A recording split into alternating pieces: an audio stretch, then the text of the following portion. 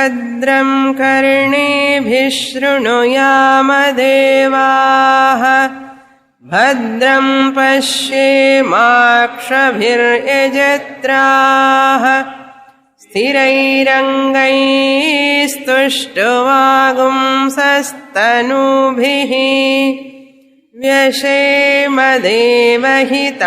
यदायुः स्वस्ति न इन्द्रो वृद्धश्रवाः स्वस्ति नः पूषा विश्ववेदाः स्वस्ति नस्तार्क्ष्यो अरिष्टनेमिः स्वस्ति नो बृहस्पतिर्दधातु ॐ शान्ति शान्ति శాంతిః.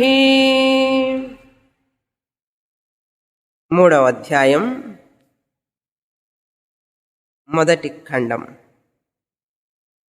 సత్యమేవ జయతే నానృతం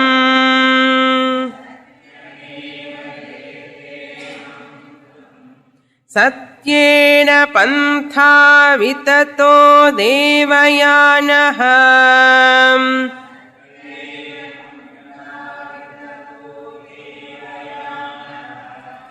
ఏనాక్రమంతృషయో హ్యాప్తకామాః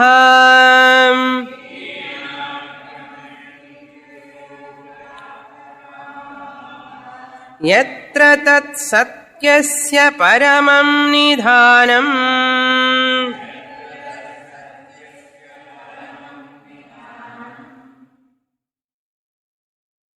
అంగిరసుల వారు తన శిష్యుడైన శౌనకునితో అపరావిద్య గురించి వివరించి తర్వాత పరావిద్య అంటే ఏమిటి అనే విషయాన్ని వివరించి పరావిద్య అంటే ఆత్మజ్ఞానం, అపరావిద్య అంటే అనాత్మజ్ఞానం, మెటీరియలిస్టిక్ సైన్స్ అంటాం, భౌతిక శాస్త్రం. పరావిద్య అంటే ఆత్మకు సంబంధించినది, బ్రహ్మనికి సంబంధించినటువంటి జ్ఞానం పరావిద్య.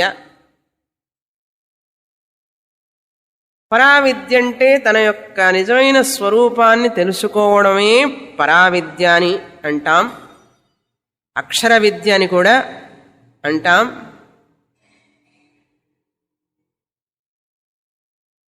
బ్రహ్మమే అక్షరం కనుక దేనికైతే నాశనం ఉండదో అది అక్షరం.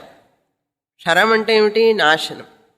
నాశం లేనటువంటిది, క్షీణత లేనటువంటిది అక్షరం పరం బ్రహ్మ.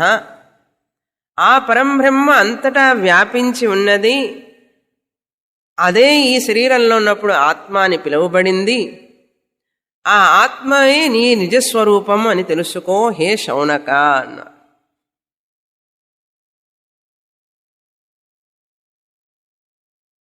నేను అనేటువంటి యొక్క నిజమైన స్వరూపం ఏమిటి? ఆ ఆత్మస్వరూపమే. అది అంతటా వ్యాపించి ఉన్నది, సర్వత్రా ఆకాశం వలె వ్యాపించి ఉన్నది. దానికి హెచ్చు తగ్గులు లేవు, క్షీణత దోషాలు లేవు, కల్మషం అనేటి ఉండదు.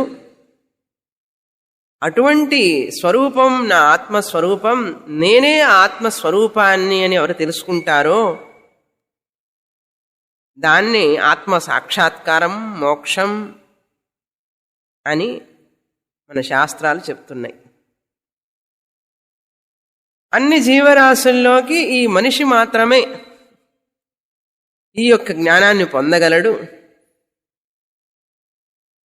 మనిషి మాత్రమే ఈ జ్ఞానాన్ని పొందగలడు అనేటువంటిది ఒక స్టేట్మెంట్.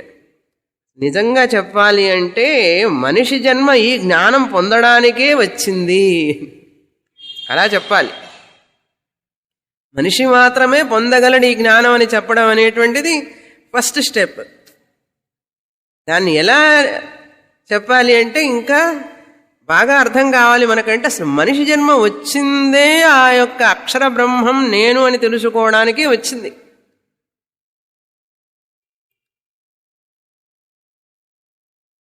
ఎలా తెలుసుకోగలుగుతామంటే శాస్త్రం చదవడం వల్ల, గురు శుశ్రూష ద్వారా శ్రవణేన బహుకాలం చదవడం వల్ల అక్షర బ్రహ్మాన్ని నేనని తెలుసుకుంటాం.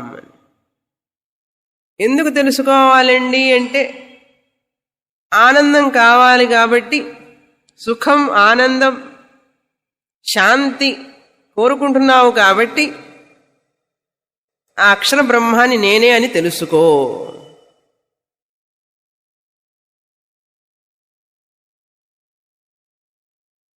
నిత్యమైనటువంటి ఆనందం, హెచ్చు తగ్గులు లేనటువంటి ఆనందం, దుఃఖం లేశం కూడా లేనటువంటి ఆనందం కావాలి నీకు అనుకుంటే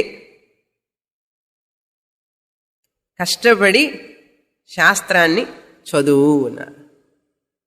ఎందుకండి కష్టపడి చదవడం అంటే? చదవడంలో కష్టం ఉంది కదా, చదవటంలో కొంత కష్టం అనేది ఉంటుంది. మన సమయాన్ని, మన శక్తిని వినియోగించాలి. వినియోగించినప్పుడు మనకు కలుగుతుంది. అలా తెలుసుకున్న వాళ్ళు జ్ఞానులు అంటాం. మరి శాస్త్రం చదివితేనే వచ్చేస్తుందండి అంటే శాస్త్రం చదివినంత మాత్రానే రాదు. గురువు దగ్గరికి వెళ్ళినంత మాత్రానే, శాస్త్రం చదివినంత మాత్రానే అందరికీ జ్ఞానం రాదు. ఈ జ్ఞానాన్ని పొందాలంటే నీకు అధికారం ఉండాలి, అర్హత ఉండాలి.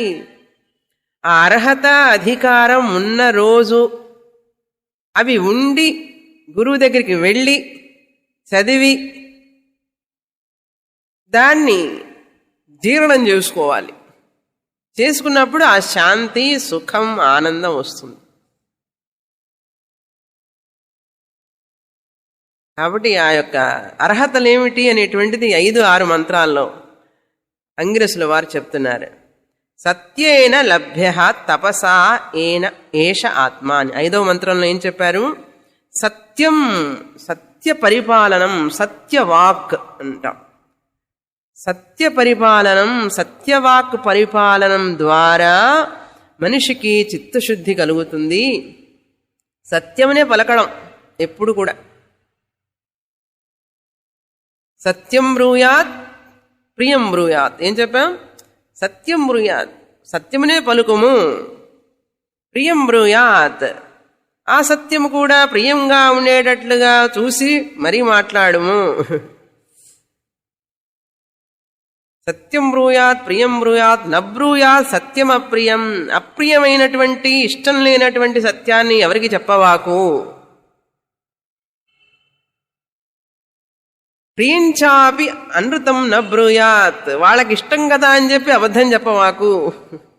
అవతల వాళ్ళకి ప్రియం అని చెప్పి అబద్ధం చెప్పవాకు.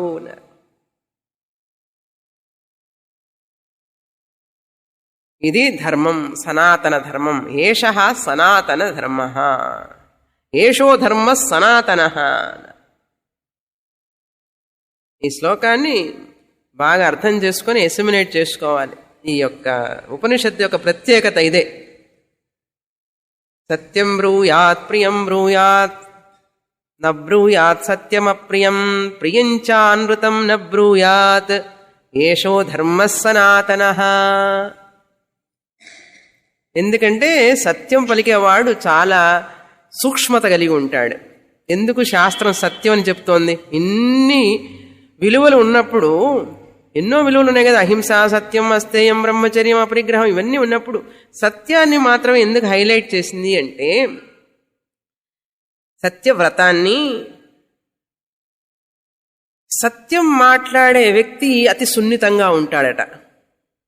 సున్నితం అంటే నాట్ ఫిజికల్లీ, ఎమోషనల్లీ, మెంటల్లీ సున్నితంగా ఉంటాడు. సున్నితమైన హృదయం కలవాడవుతాడు. సత్యాన్ని పలికేవాడు ఎప్పుడు కూడా సున్నితమైన హృదయం కలిగి ఉంటాడు. సూక్ష్మమైన బుద్ధి వస్తుంది. ఎవరికైతే సున్నితమైనటువంటి మనస్సు అంటే టెండర్ అంటాం చూసారా, సున్నితమైనటువంటి మృదు అయినటువంటి అని అర్థం.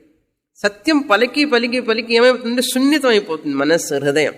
చాలా సెన్సిటివ్ అనమాట, సూక్ష్మం అయిపోతుంది. మీరు ఇలా వేసుకోండి మా చైర్స్. సున్నితంగా మారుతుంది మనస్సు. అలా సున్నితంగా అంటే ఏమవుతుంది? సూక్ష్మాన్ని గ్రహించగలిగినటువంటి శక్తి లభిస్తుంది ఆ మనస్సుకి. కనెక్షన్ చూడండి. సత్యం మాట్లాడడం వల్ల మన మనస్సు మృదుత్వం సున్నితత్వాన్ని పొంది, అలా మనస్సు మృదుత్వాన్ని సున్నితత్వాన్ని పొందడం వల్ల ఏమవుతుంది? సూక్ష్మ గ్రాహ్యత పెరుగుతుంది. సూక్ష్మ విషయాన్ని గ్రహించగలిగినటువంటి శక్తి ఏర్పడుతుంది ఆ మనస్సుకి. సత్యం పలకని వాడు గ్రాసెస్ట్ ఫెలో అనమాట. సత్యం పలకకుండా అబద్ధమే చెప్తూ ఉన్నాడంటే మనస్సు చాలా గ్రాస్ లెవెల్, నో సూక్ష్మత అని అర్థం. గ్రాస్ అంటే ఏమిటి? స్థూలం, స్థూలమైన మనసు. థిక్ స్కిన్ అంటారు చూసారా? Thick skin. ఆయనకండి థిక్ స్కిన్ అంటారు. అంటే ఏమిటి? ఏమన్నా చెప్పండి అర్థం కాదు అని అర్థం. సెన్సిటివ్ పర్సన్ అంటే ఏమిటి? వెరీ వెరీ షార్ప్ అనమాట. చిన్నదే అట్లా గ్రహించేస్తాడు. ఎలా వచ్చిందండి అంటే కొన్ని విలువలు పాటిస్తాడు మనిషి. అందులో సత్యం మహావ్రతం పాటించడం వల్ల ఈ సూక్ష్మత, ఆ సూక్ష్మత వల్ల జ్ఞాన అవగాహనం ఏర్పడుతుంది.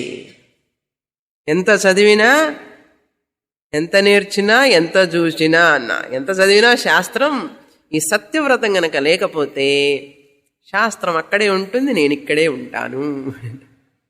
శాస్త్రం అక్కడే ఉండడం, నేను ఇక్కడ ఉండడం అంటే ఏమిటండి అన్నాడు. శాస్త్రం వల్ల రావలసిన శాంతి అక్కడే ఉంటుంది.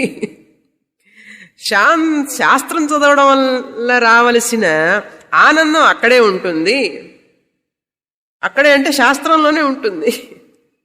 శాస్త్రం చదవడం వల్ల వచ్చే శాంతి, ఆనందం అవి నాకు రావు. ఎప్పుడు ఈ యొక్క విలువలు కనుక లేకపోతే. అధికారం చూసారా? ఏమండి నేను అంతా చదువుతున్నాను కదండి, ఆ బ్రహ్మని నాకని జ్ఞానం కలగడం లేదేమండి అంటాడే గాని, ఆ ఉపనిషత్తులో ఏ ఏ అర్హతలు మనకు కావాలి, ఈ జ్ఞానాన్ని పొందాలి అంటే చెప్పిందో అది ఒక్కసారి ఆలోచించి చూసుకోవద్దు. ముండకోపనిషత్తు మండి తిరిగి చదవాలా లేదా? అలా. సో అంతేకాదు, సత్యం కాకుండా తపస్సు కూడా. సత్యేన లభ్య తపసా లభ్య ఏ ఆత్మ. ఈ ఆత్మ ఎలా లభిస్తుంది? లభించడం అంటే ఏమిటి? ఎక్కడి నుంచో పొందుతామా ఏమిటి? లభ్య అంటే మన స్వరూపమే అని ఆ యొక్క జ్ఞానం కలుగుతుందన్నమాట. అది లభ్య అంటే. తపస్సు అంటాం దాన్ని. తపస్సు అంటే ఏమిటి? మనస్సు ఇంద్రియ ఏకాగ్రత తపస్సు. మనస్సు ఇంద్రియాలన్నీ కూడా ఐకాగ్ర్యం తపస్సు అని చెప్పి శాస్త్రంలో చెప్పబడింది. మనశ్చ ఇంద్రియాణం ఐకాగ్ర్యం తపః అన్నారు. తపస్సు అంటే ఏమిటండి అన్నారు. కళ్ళు మూసుకొని కూర్చొని గాలి పీల్చుకోకుండా కూర్చుంటే తపస్సా? కాదు. ఎక్కడ ఉన్నప్పటికీ, ఏ పరిసరాల్లో ఉన్నప్పటికీ, ఎలా ఉన్నప్పటికీ నీ మనస్సు, నీ ఇంద్రియాలు ఒకే రెండుగా తెలియకూడదు, ఒక్కటిగా తెలియాలి. ఇంద్రియాలు నా మనస్సుకు అనుగుణంగా వెళ్ళాలి. మనస్సు ఇంద్రియాలని కంట్రోల్లో ఉంచుకోవాలి. ఈ రెండు కలిసి ఉన్నప్పుడే దాన్ని తపస్సు అంటారు. నేను చెప్పలేదండి, శంకరాచార్యుల వారు చెప్పారు. మనస్సు ఇంద్రియ ఐకాగ్ర్యం తపః.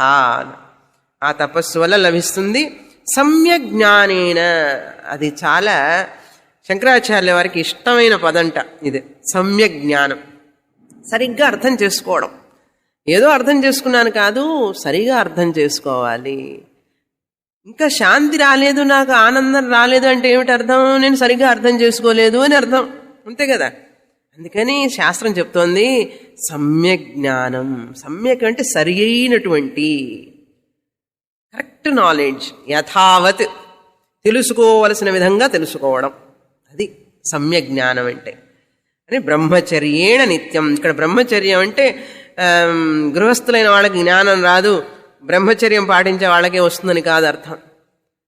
ఇక్కడ బ్రహ్మచర్యం అంటే ఎవరైతే నియమనిష్టలతో ఉంటారో, నీతి నియమాలు కలిగి ఉంటారో, బ్రహ్మచర్య ఆశ్రమంలో ఉన్నప్పుడు బ్రహ్మచర్యాన్ని పాటించడం, గృహస్థాశ్రమంలో ఉన్నప్పుడు గృహస్థ ధర్మాన్ని పాటించడం, వానప్రస్థాశ్రమంలో ఉన్నప్పుడు వానప్రస్థ ధర్మం పాటించడం, సన్యాసి ఆశ్రమంలో ఉన్నప్పుడు సన్యాసి ధర్మం పాటించడం, ఇది బ్రహ్మచర్యం.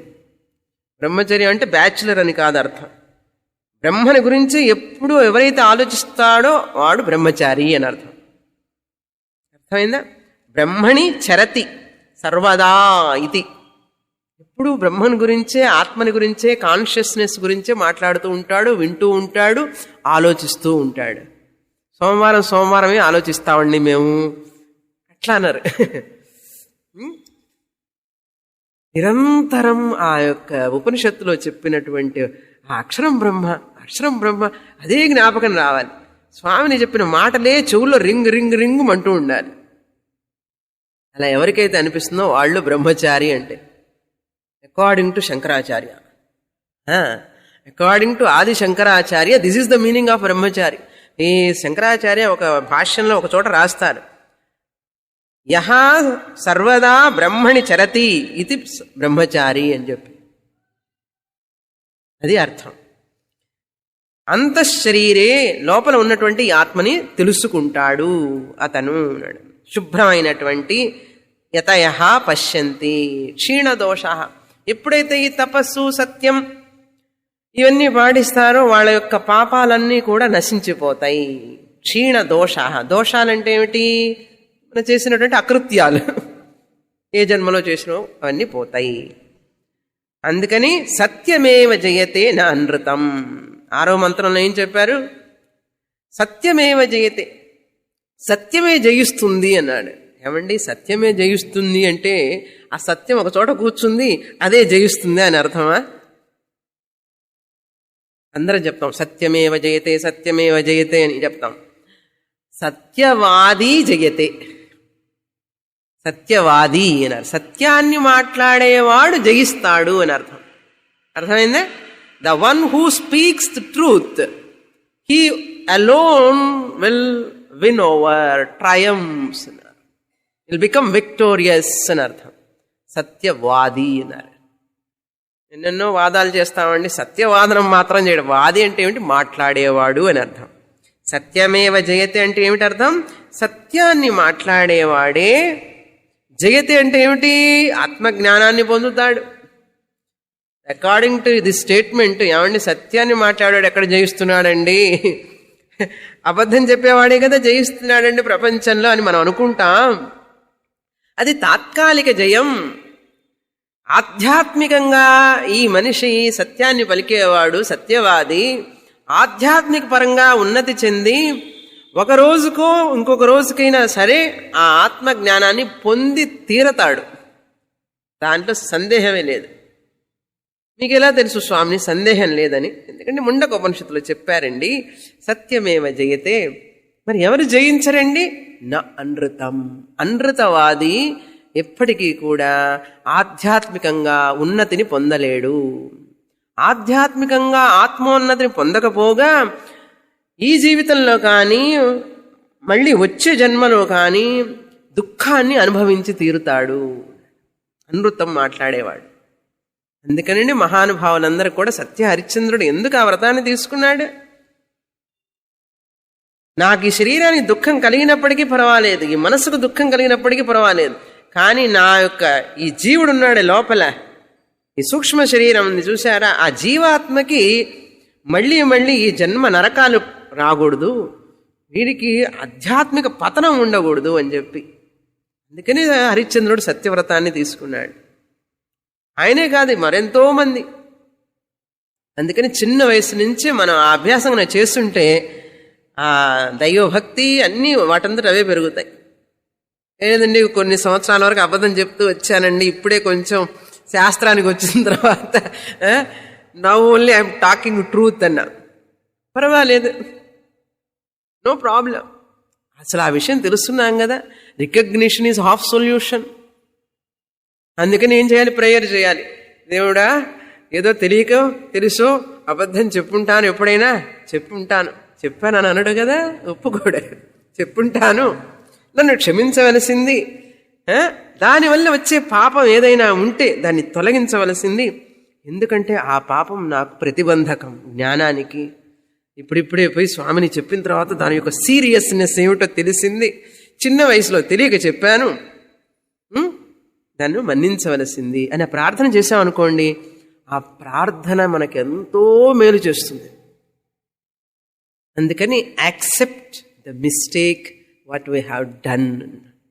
మనం చేసిన తప్పులు తెలియక చేసినా తెలిసి చేసినా తప్పు తప్పే అని దాన్ని మనం ఒప్పుకోవాలి. ఒప్పుకొని దానికి ప్రాయశ్చిత్తం ఏదైనా ఉంటే నేను అనుభవిస్తాను, అంతేకాదు దాన్ని ఆ పాపాన్ని భరించే శక్తిని నాకివ్వు, ఆ పాపాన్ని కొంచెం బలహీనత చెయ్యి, దాన్ని న్యూట్రలైజ్ చెయ్యి అని చెప్పి ప్రార్థన చేయాలి. అందుకని ప్రార్థన ఆపకూడదు. మనకు తెలియకుండా ఎక్కడెక్కడ ఎన్నెన్ని దోషాలు ఉన్నాయో మన జీవితంలో మనకేం తెలుసు. అందుకని ఈశ్వర ప్రార్థన తప్పనిసరిగా చెయ్యాలి. లేకపోతే ఎప్పుడు ఏ ఇబ్బంది వస్తుందో తెలియదు. ఎందుకంటే 10 ఉపనిషత్తులు చదవాలి కదండి. 10 ఉపనిషత్తులు చదవాలంటే మనస్సు, బుద్ధి, ఏకాగ్రత ఇవన్నీ ఉండాలి కదా. అందుకని ప్రార్థన చేయాలి.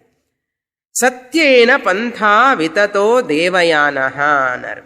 సత్యేన, ఈ సత్యం మాట్లాడడం వల్ల, ట్రూత్ఫుల్నెస్ అన్నాం కదా, సత్యం మాట్లాడడం వల్ల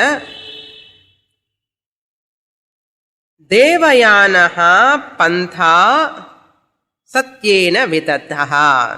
వితతః అంటే ఏమిటి? ఈ సత్యం మాట్లాడడం వల్ల వీళ్ళకి దేవయానం అనేటువంటి ఒక మార్గం. దేవయాన పంథ అంటే మార్గం. దేవయానం అనేటటువంటి మార్గం వాళ్ళకి కలుగుతుంది అని అర్థం. ఆ మార్గంలో వాళ్ళు పయనిస్తారు అని అర్థం.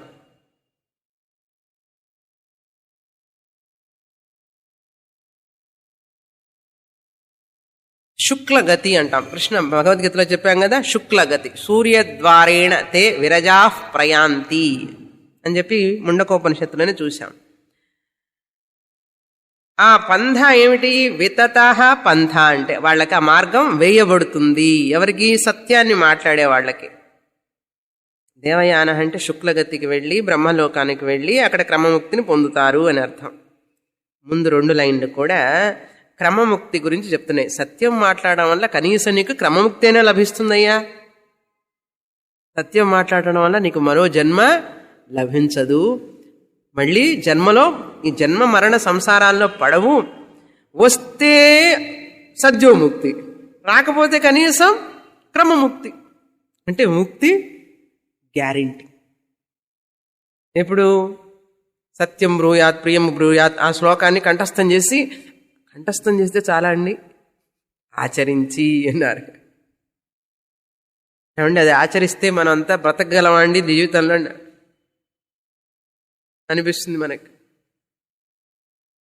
బ్రతకలేకపోతే దేవుడు చూసుకుంటాడు ఆ విషయాన్ని. ఆయనే కదా చెప్పాడు సత్యం పలకమని. సత్యం పలకం అంటే ఏమిటి అర్థం? అనృత వర్జనం అని అర్థం. అనదర్ డెఫినేషన్ శంకరాచార్యులు వారు చెప్తారు భాష్యంలో. సత్యం పలకం అంటే సత్యాన్ని పోయి మాట్లాడమని చెప్పలే. సైలెంట్గా ఉండు, అబద్ధాన్ని మాట్లాడవాకని చెప్పారు. అంతే. అనృత వర్జనం. సత్యం అంటే ఏమిటి? Speak truth means what? Is equal to అనృత వర్జనం. గివ్ అప్ లైస్ అని అర్థం. ఇది వెరీ ఇంపార్టెంట్. సత్యం వద అంటే అనృత వర్జనం. Speak truth is equal to give up lies. Give up speaking lies, untruth. అంతేగాని సత్యమే పలుకు సత్యం ఎవరికంటే పోయి వెళ్ళా మాట్లాడమని కాదు. నోరు మూసుకొని కూర్చో, మాట్లాడవాకు అని అర్థం. అందుకని ఎక్కువ మాట్లాడకూడదు. ఎక్కువ మాట్లాడుతుంటే మనకు తెలియకుండానే అబద్ధాలు చెప్తాం. అతిగా మాట్లాడేవాడు కొంచెంసేపు మాట్లాడిన తర్వాత ఏం చేస్తాడు? ఏదో చెప్పాలి కదా, లేనివన్నీ కల్పించి చెప్తాడు. ఎందుకు? అదంతా కష్టం.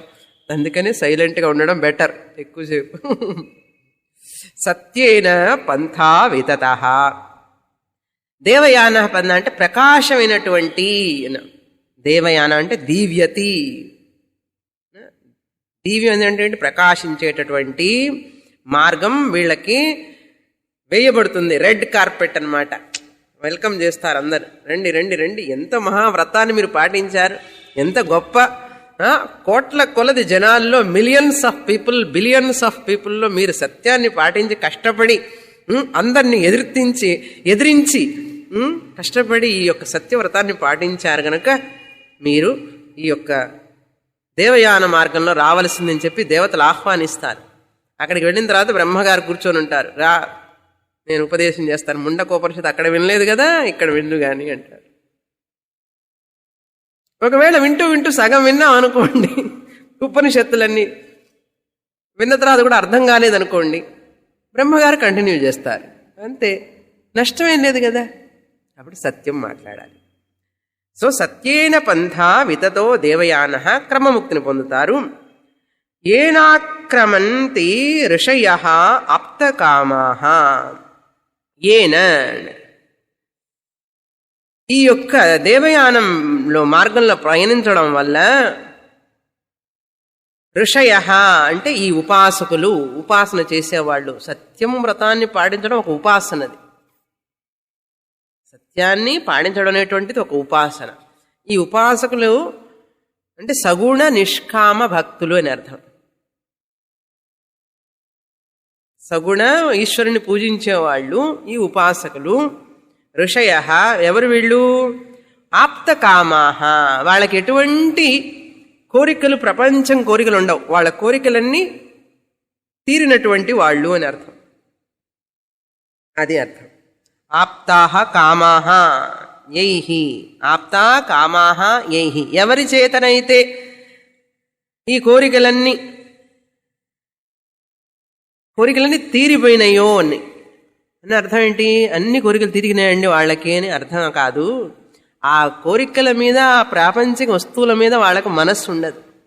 అది వైరాగ్యం అన్నమాట. ఋషయః అంటే శంకరాచార్య వారు చాలా అద్భుతంగా అందులో వివరంగా రాస్తారు. ఒక్కొక్క మాట చాలా ఇంపార్టెంట్. ఋషంతి జానంతి ఇది ఋషయః. ఎవరైతే తెలుసుకుంటారో ఈ ఆత్మస్వరూపం తెలుసుకోవడమే మోక్షం, ఇదే జీవన గమ్యం అని తెలుసుకుంటారు, వాళ్ళు ఋషయః అంటే. ఎలాంటి వాళ్ళుట? ఋషి అంటే ఎవరంటే చెప్తున్నారు, కుహక మాయా శాఠ్య అహంకార దంభ అనృత వర్జితాః అని అర్థం. ఒక చోట చెప్పాను ఋషి, మళ్ళీ చెప్తున్నాను. చెప్పానో లేదో గుర్తులేదు, చెప్పలేదు. ఓకే. ఋషయ అంటే కుహక అంటే పరవంచన లేనటువంటి వాళ్ళు అని అర్థం. కుహక నెంబర్ 1, పరవంచన చెయ్యరు వాళ్ళు. ఋషులు అంటే ఎవరు? ఎప్పటికీ కూడా వాళ్ళు అవతలను వాళ్ళను వంచడం అనేటువంటిది ఉండదు, వాళ్ళు ఋషులు. కుహక అంటే పరవంచన చెయ్యనటువంటి వారు. మాయా అంటే మనోవాక్కాయ కర్మల యందు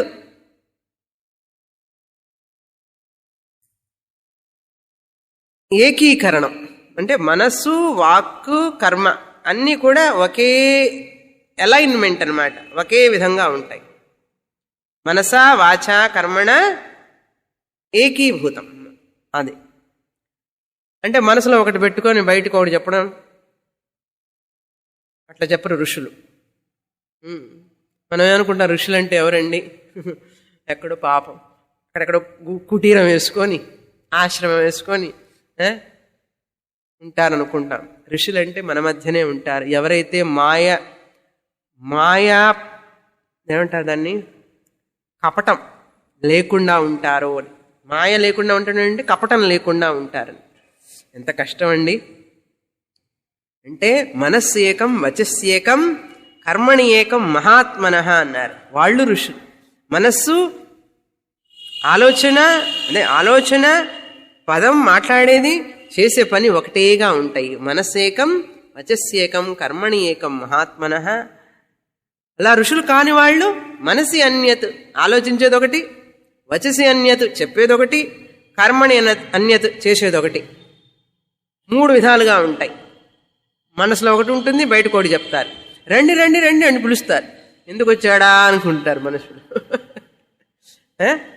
ప్రేమ ఉన్నట్లుగా నటిస్తారు, ప్రేమ లేకుండా అని అన్నారు. అంటే ఏమిటి? నటన అన్నారు. ఈ ఋషిలో నటన ఉండదు. ఏదైతే తన మనసులో ఉంది దాన్ని వ్యక్తం చేస్తాడు. ఏదైతే వ్యక్తం చేస్తాడో అదే మనసులో ఉంటుంది. వాళ్ళు ఋషులు అంటే మాయా లేనటువంటి వాళ్ళు. దెన్ శాఠ్యం. శాఠ్యం అంటే లోభం, పిసినారితనం లేనటువంటి వాళ్ళు అని అర్థం. పిసినారితనం లేనటువంటి వాళ్ళు. ఒక సుభాషితం చెప్తుంది, ఈ పిసినారిట వాడున్నప్పుడు ఎప్పుడు అనుభవించాడు పైసా కూడా.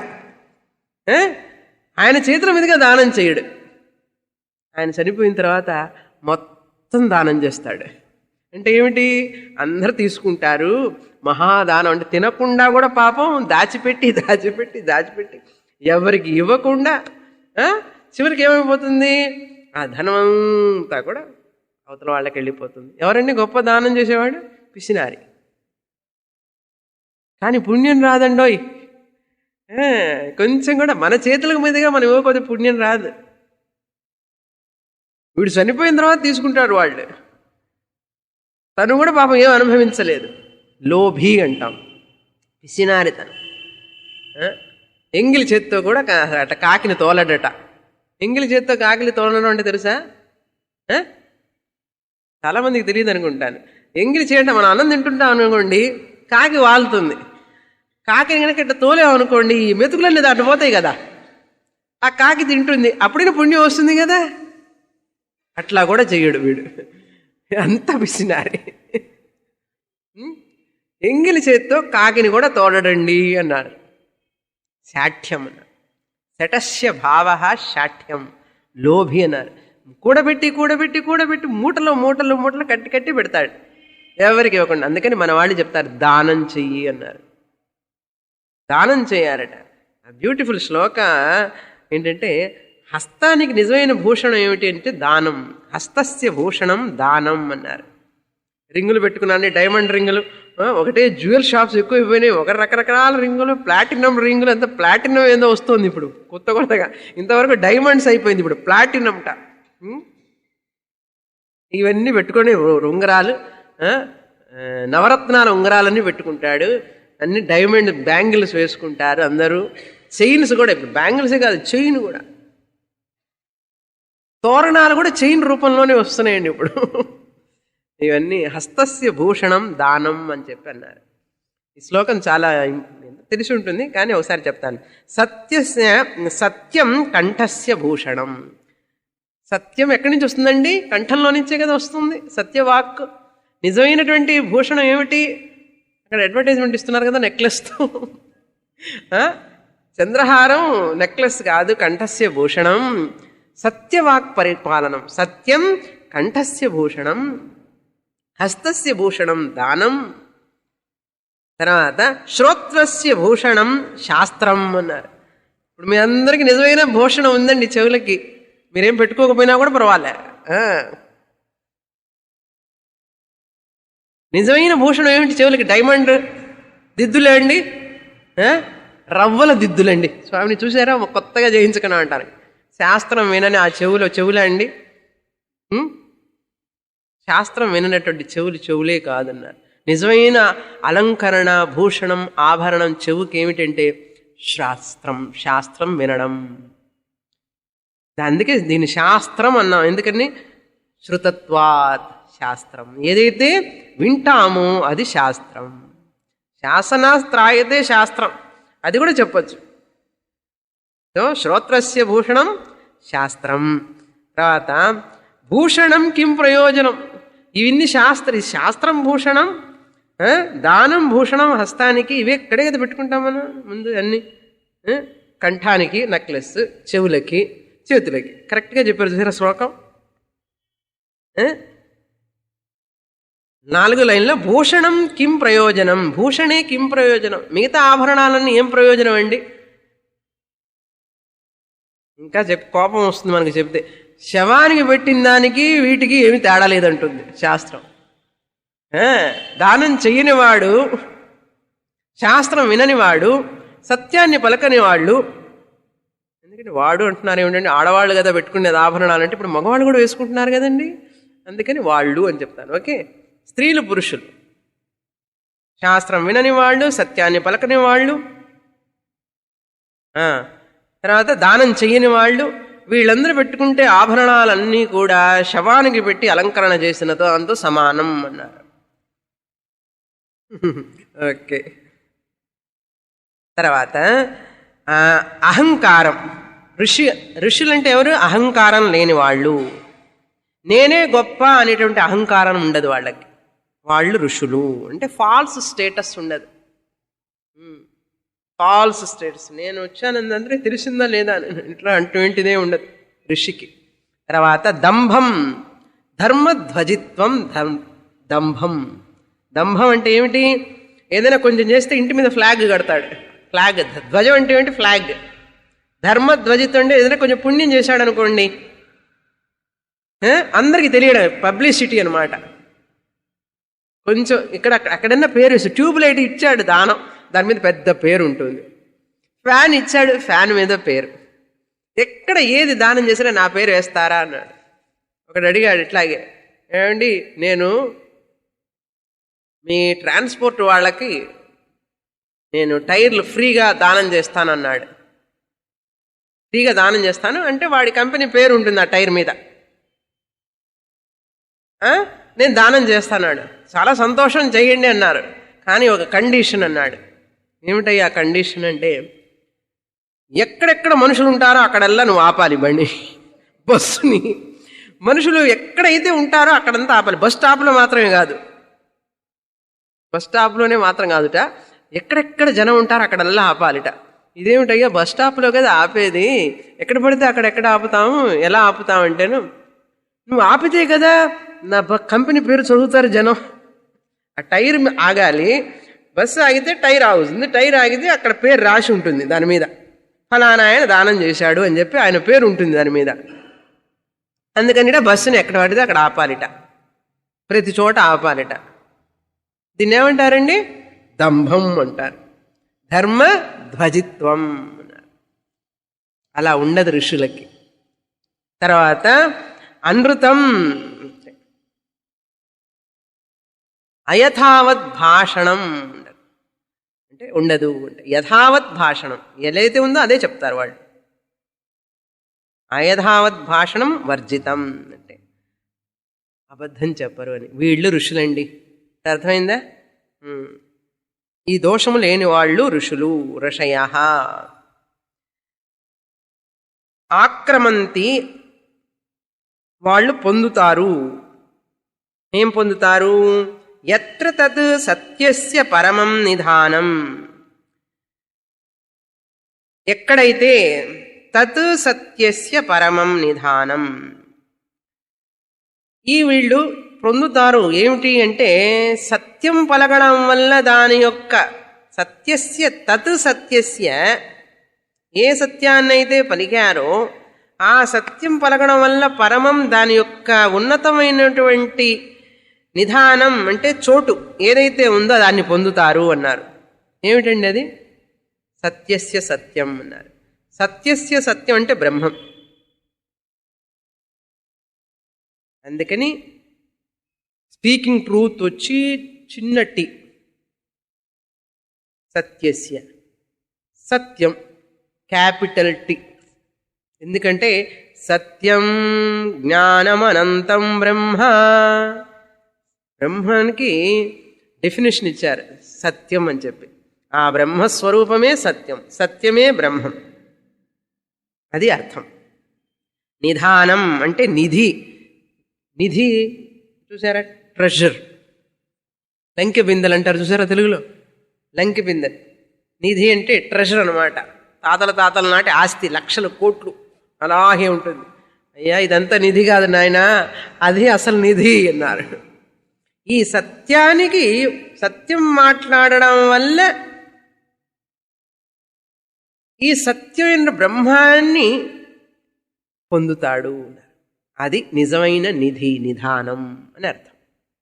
ఏమంటే సత్యం మాట్లాడితేనే సత్యాన్ని, ఆ బ్రహ్మసత్యాన్ని పొందుతాడా అంటే కాదు.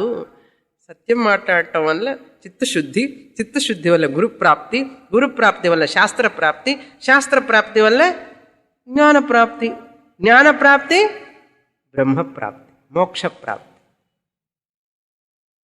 అర్థమైందే? ఏదో అబద్ధం చెప్పకూడదని చెప్పే తెలుసు కానీ చిన్నప్పుడండి ఇంత విషయం తెలియదే మాకన్నారు. ఈ విషయం తెలుసుకోవాలంటే ఇన్ని సంవత్సరాలు పట్టింది. వచ్చి కూర్చొని షిరిడి సాయి హాల్లో ముండకోపనిషత్తులో మాత్రమే కదండి చెప్పబడింది. అవునా కదా. తర్వాత మంత్రం చాలా ముఖ్యమైన మంత్రాలు ఇవి, అందుకే నేను చాలా స్లోగా చెప్తున్నాను. బృహశ్చ తద్దివ్యమచింత్య రూపం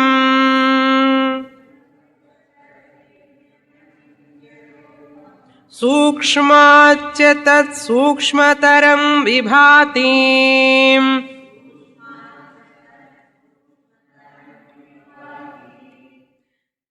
దూరాత్ సుదూరే తదిహాంతికే చ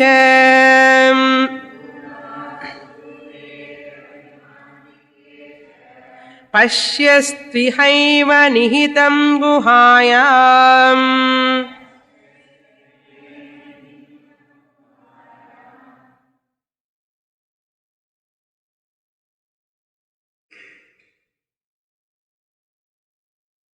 తత్ బృహత్.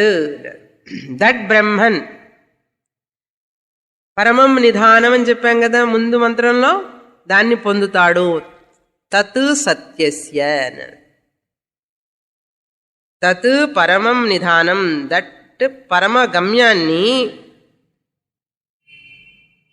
ఈ యొక్క సత్యం యొక్క పరమగమ్యాన్ని పొందుతాడు అన్నారు. ఆ పరమగమ్యం అంటే ఏమిటి? బ్రహ్మం. ఆ బ్రహ్మం ఏమిటిట? ఎలా ఉంటాడు? ఏమిటండి ఎలా ఉండడం అంటే ఏమిటండి అన్నారు. బృహత్ అన్నారు. చాలా పెద్దది అని అర్థం. బృహత్ అంటే బృహ్, టు బి బిగ్ అని అర్థం. పెద్దదంటే ఎంతండి?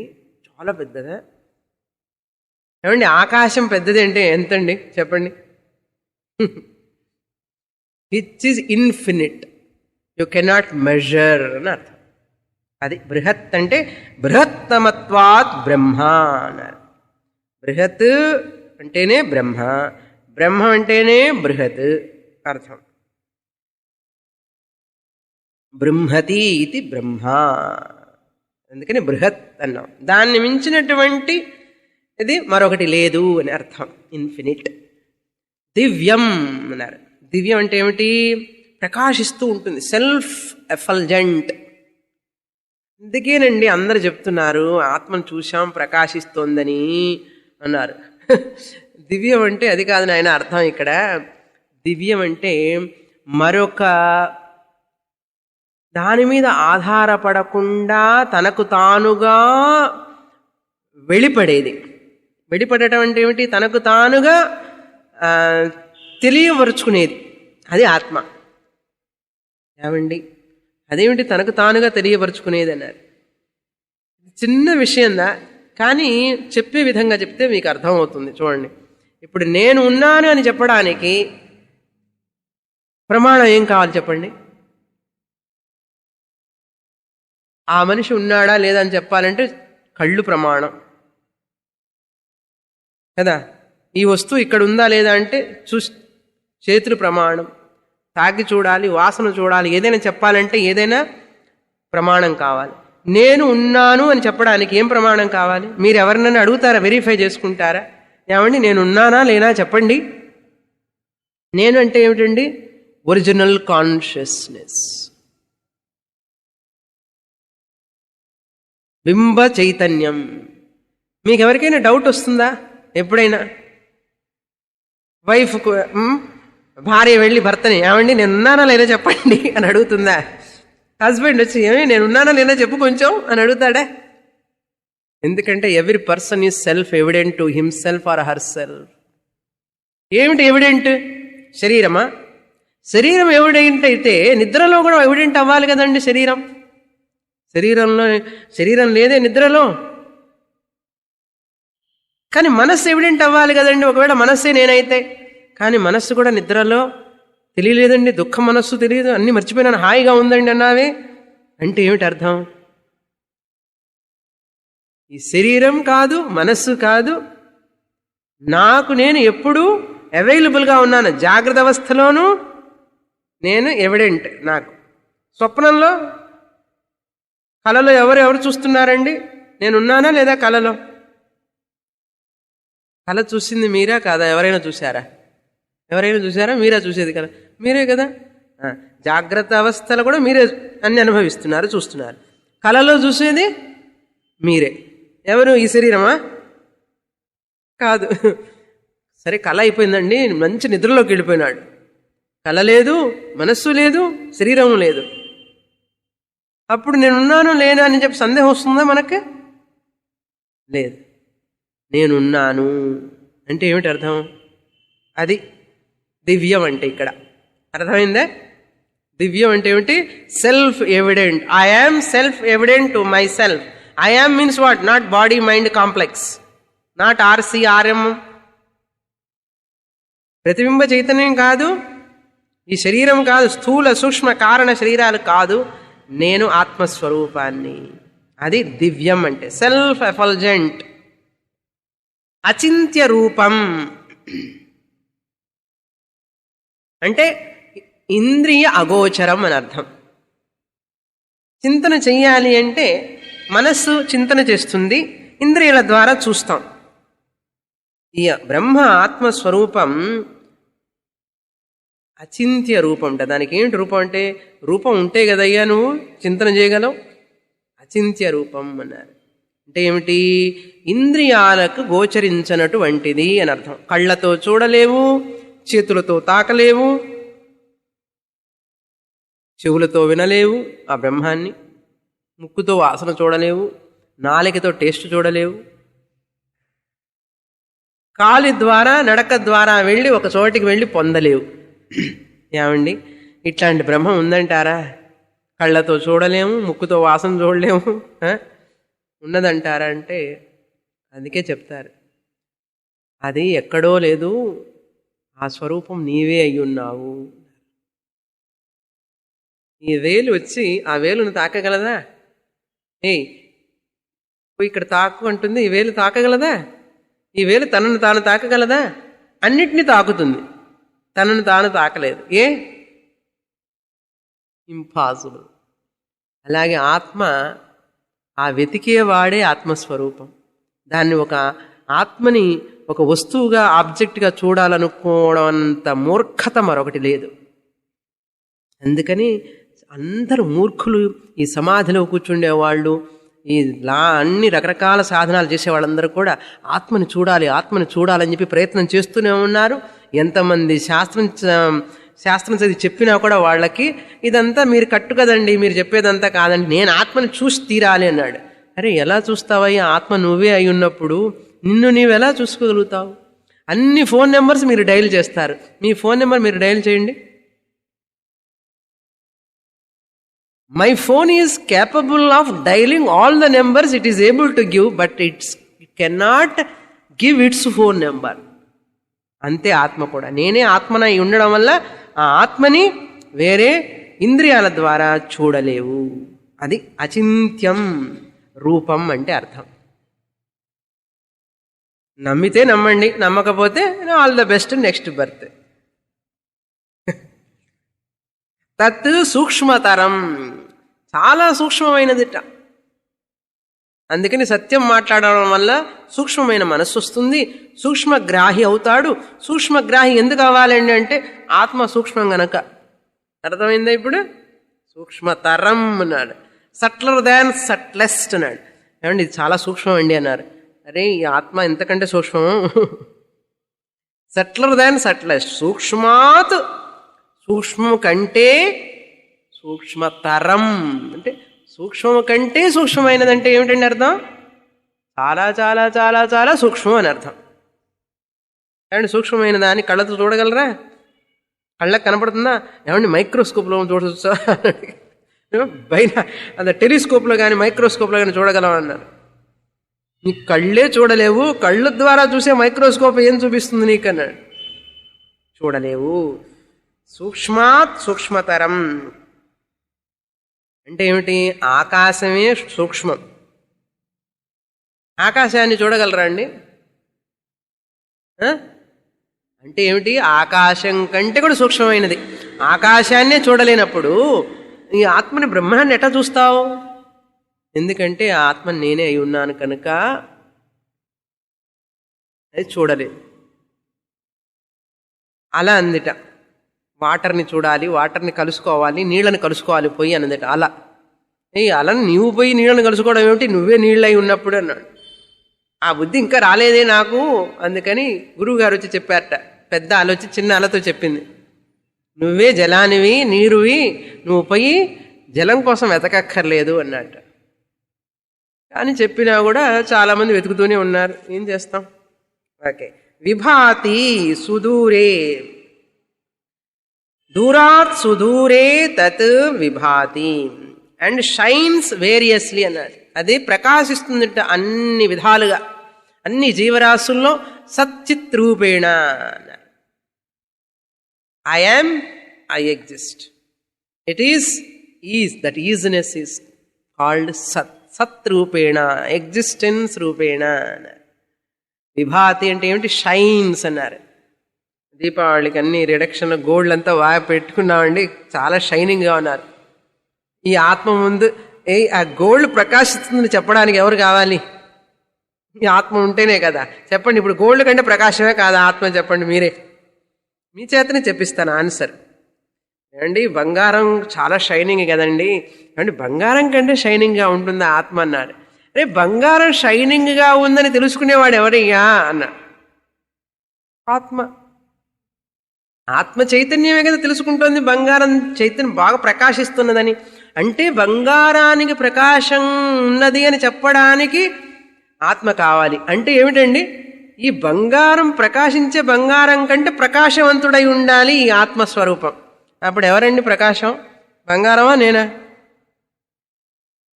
ఆత్మ కాదు, నేను ఆత్మని చెప్పాలి.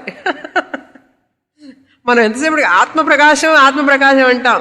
ఆ ఆత్మ ఎవరండి అన్నారు, నేనే కదా. మళ్ళీ నేను అనగానే అన్నమయ కోశ, ప్రాణమయ కోశ, మనోమయ కోశ, విజ్ఞానమయ కోశ దాటి వెళ్ళాలి లోపలికి. ఇవన్నీ అక్కడికక్కడే జాబ్ అనమాట, హోంవర్క్ లాగా అయిపోవాలి టక్ టక్ టక్న. ఏమిటండి స్వామిని నేను బంగారాన్ని ఎట్లా అవుతానండి? నువ్వంటే నువ్వు కాదు, శరీరానికి కాదు, ఇది ఫ్లెష్ బ్లడ్. ఇది చైతన్యం చేస్తున్నది ఎవరు? ఆత్మస్వరూపం. అది నా స్వరూపం, నేను ఆత్మని. ఈ బంగారం ప్రకాశిస్తుందని చెప్పడానికి నేను ఆధారం. అర్థమైందా? అది విభాతి అంటే. సుదూరే తత్ దూరాత్ అన్నారు.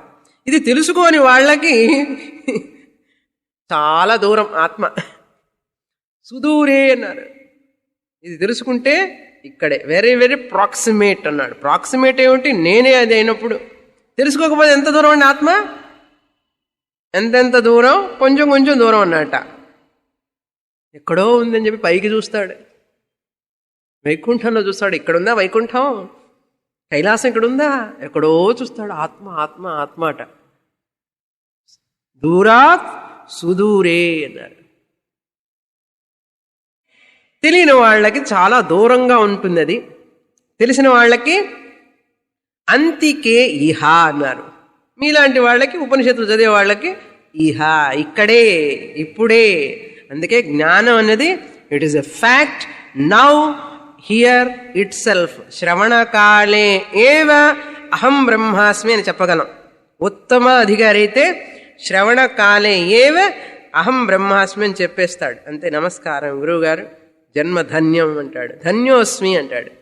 అధికారం లేకపోతే ఏం చేస్తాడు, ఇంకా కొంచెం కాలం వస్తానండి, చదువుతానండి అన్నాడు. చదువు 10 ఉపనిషత్తులు, బ్రహ్మసూత్రం కూడా చదువు. ఒకసారి చదివానండి, ఇంకా రాలేదు, చదువు రెండోసారి అన్నాడు. తప్పు లేదు, చదివితే నష్టం లేదు. కానీ ఒక రోజుకి నేను ఆ బ్రహ్మాన్ని తెలుసుకుంటాడు. ఎక్కడ ఉందండి అది? అంతికేచ, ద నియరర్ ద నియరెస్ట్ అన్నాడు. బాడీ ఈజ్ నియర్, గుహే నిహితం. I am, I am, I am. నేనే అది, అదే నేను. ఈ ఎరుక అంటాం దీన్ని. The awarer, the awareness is called ఆత్మస్వరూపం. ఇంత ఈజీగా ఉందండి ఆత్మస్వరూపం అంటే నమ్మరు జనం. తిమ్మిని బొమ్మిని చేసి, బొమ్మిని తిమ్మిని చేసి అంటారు చూసారా? ఏదో ఒకటి మ్యాజిక్ చేసి, అది చేసి, ఇచ్చేసి ఆత్మను చూపించారట వాళ్ళకి. అక్కర్లేదు నాయన అంటే అంతికేచ, వెరీ క్లోజెస్ట్, నియరెస్ట్. ఏవ, ఇహ ఏవ, హియర్ ఇట్ సెల్ఫ్ అని అర్థం. అంతికే అంటే క్లోజ్, అంటే చాలా దగ్గర అని అర్థం. నిహితం గుహాయాం, ఎక్కడుందండి? దగ్గర అన్నారు. నీ యొక్క హృదయ గుహలోనే అహం అహం ఇతి. హృదయ కుహర మధ్యే కేవల బ్రహ్మమాత్రం అహమహమితి సాక్షాదాత్మరూపేణ భాతి. హృది విషమనసా స్వం చిన్వతా మజ్జతావ పవన చలన రోధాత్ ఆత్మనిష్టో భవత్వం. అహం అహం ఇది నేను నేను నేను అని అంటోంది ఆత్మ. అదే నేను, అదే ఆత్మ. ఇదన్నీ చెప్పింది శాస్త్రంలో చెప్పబడినాయి. అంతేగాని నేను చెప్పి ఇక్కడ ఏదో కూర్చొని సొంత కవిత్వం చెప్తున్నాను అనుకోవాకండి. ఇహ అన్నారు గుహ, హృదయ గుహలో నేను అనేటువంటి ఆ వృత్తి, బుద్ధి వృత్తి ద్వారా తెలుస్తున్నది అన్నారు. తర్వాత మంత్రం 8వ మంత్రం. న చక్షుషా గృహ్యతే నాపి వాచ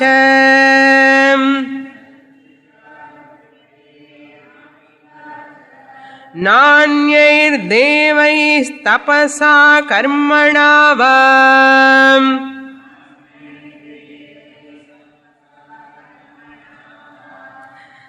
జ్ఞాన ప్రసాదేన విశుద్ధ సత్వః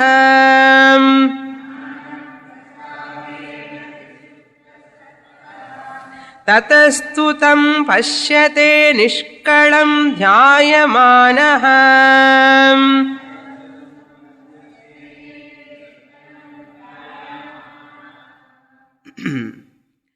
చక్షుషా న గృహ్యతే. ఈ ఆత్మస్వరూపాన్ని, ఈ బ్రహ్మాన్ని ఏదైతే ఈ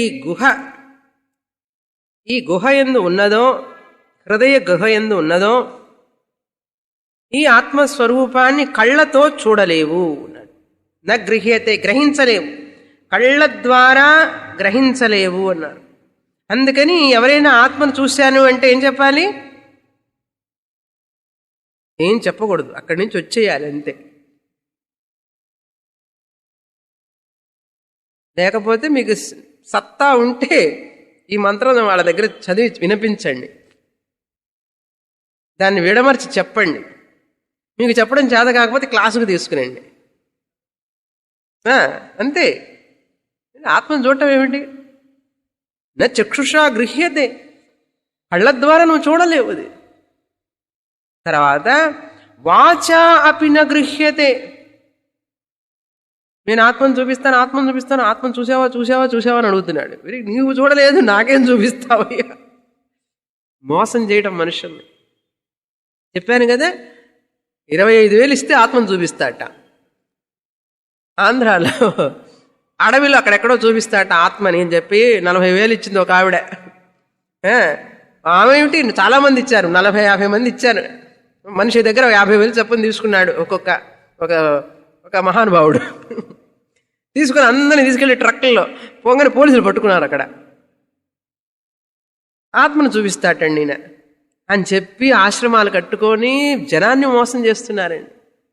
మోసం చేసి మన శాస్త్రం మీద, మన ధర్మం మీద, మన యొక్క మతం, ఈ వైదిక ధర్మానికి కళంకం తెస్తున్నారన్నమాట. అందుకని అట్లాంటి వాడిని జాగ్రత్తగా ఉండాలి, వదిలిపెట్టకూడదు. వదిలిపెడితే ఏమవుతుందంటే చీడ పురుగులాగా నాశనం చేస్తాడు ధర్మాన్ని. వదిలిపెట్టకూడదంటే ఏం చేస్తామండి, వాడు వెంట పోయి వెంటాడతామా అన్న, వెంటాడక్కర్లేదు, శాస్త్రం చదవండి. అట్లాంటి మనుషుల దగ్గరికి పోవాకండి, అంతే. మనం ఏం చేయక్కర్లేదు వాళ్ళని. అట్లాంటి వాళ్ళకి ఆధారం కల్పించకూడదు.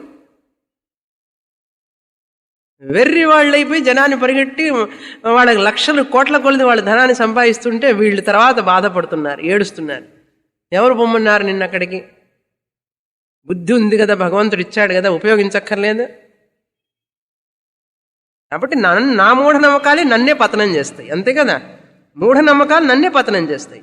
కాబట్టి బుద్ధిని ఉపయోగించి గురువు చెప్పేటటువంటిది వాక్యంలో ఎంత సత్యం ఉంది ఏమిటి అని చెప్పి నేను ఆలోచించాలి. స్వామిని చెప్పారు కదా అని చెప్పి తల ఆడించక్కర్లేదు, ఇంత కాషాయ వస్త్రాలు వేసుకున్నారు కదా అని చెప్పి తల ఆడించక్కర్లేదు. విషయం ఏమిటి, అర్థమవుతోందా లేదా అని చూసుకోవాలి నేను. వెరిఫై, శ్రద్ధతో విను. ఇది ఎంతవరకు నిజం అనేటువంటి pragmatically you have to experience that. అంతేగాని it's not a dogma. Dogma అంటే తెలుసు కదా, కాన్సెప్ట్. ఇప్పుడు నేను ఇది కనుక్కున్నానండి, ఆత్మని ఇదంతా నేను కనుక్కున్నానండి అంటాడు. ఏమిటి నువ్వు కనుక్కోవడం ఏమిటి? ఇదంతా మా సృష్టి అండి, ఇదంతా వీ హ్యావ్ ఎక్స్పాండెడ్ అన్నాడు. ఎందుకు నువ్వు ఎక్స్పాండ్ చేయడం? ఎక్స్పాండ్ అయ్యే ఉంది కదా శాస్త్రం. దాన్ని విడమరిచి చెప్పరాదంటే ఆహా, పేరు ప్రతిష్టలు రావు, ధనం రాదు, జనాలు సందోహాలు రావు, గుంపులు గుంపులుగా జనం రావాలి, రికగ్నిషన్ కావాలి. మనకి రికగ్నిషన్ వద్దు, ధనము వద్దు, మనకేం కావాలండి? ఆత్మజ్ఞానం. అందుకని వచ్చే వారం కూడా క్లాస్కి వస్తాం. ఓం పూర్ణమదః పూర్ణమిదం పూర్ణాత్ పూర్ణముదచ్యతే పూర్ణస్య పూర్ణమాదాయ పూర్ణమేవావశిష్యతే. ఓం శాంతి శాంతి శాంతి. హరి ఓం. శ్రీ గురుభ్యో నమః. హరి ఓం.